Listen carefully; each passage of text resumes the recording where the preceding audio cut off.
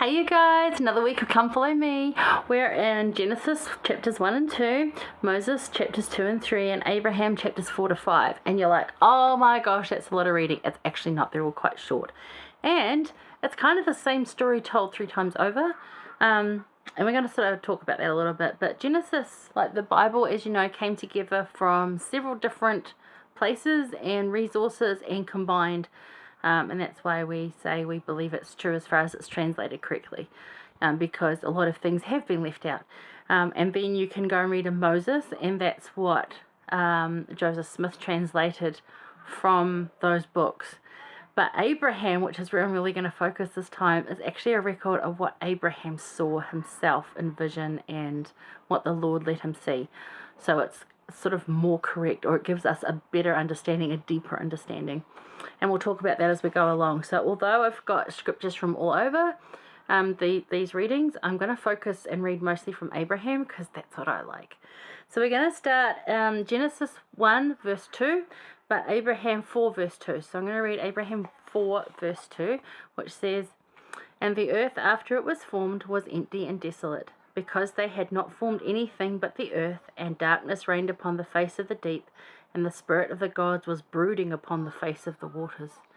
Now, brooding here doesn't mean sulking or packing a sad. Brooding means deep thought here. There's actually a link there to Genesis 1:2, so if you have a look at that. So they called that the first day, and it was good. That's what they were doing. They were looking at it and going, this is good. So, how does knowing, because this is talking about the creation, and all this matter that was unorganized out there, sitting there, just floating there in space. It was matter unorganized. All the stuff that existed, that on this earth now existed, it just had to be put together properly. Now, there's some pretty smart scientists who can do some cool things, but not as cool as what Jesus Christ did to put it together. But how does knowing that bring, like how they took all of that stuff and made it good, and the chaos and the mess that it was, how does knowing that help you in your chaos and mess? How does that help you? So Christ and his team, yes, his team, not just him, took elements, particles, and lots of other sciencey terms that I just don't know, because those are classes that were not for me. And they formed this earth. They made it light and filled it with plants, animals, and us.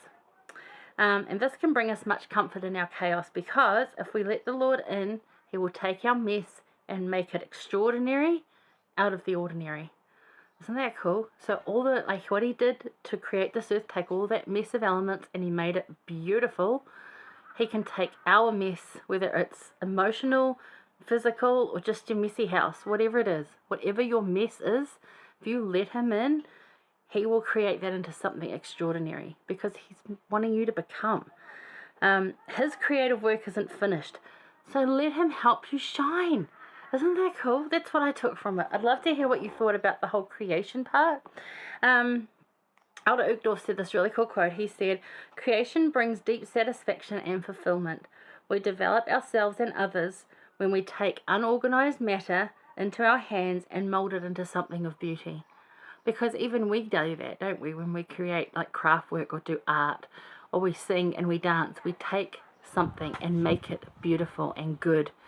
So that's really cool. That brings deep satisfaction and fulfillment. So go create something. Go draw a picture. It doesn't have to be perfect. It's just good, right? That's all we're after. It brings you satisfaction. Give it a go. Alright, I'm trying to keep these short this week because I know it's holidays for most of you. So I will see you shortly for insight number 2.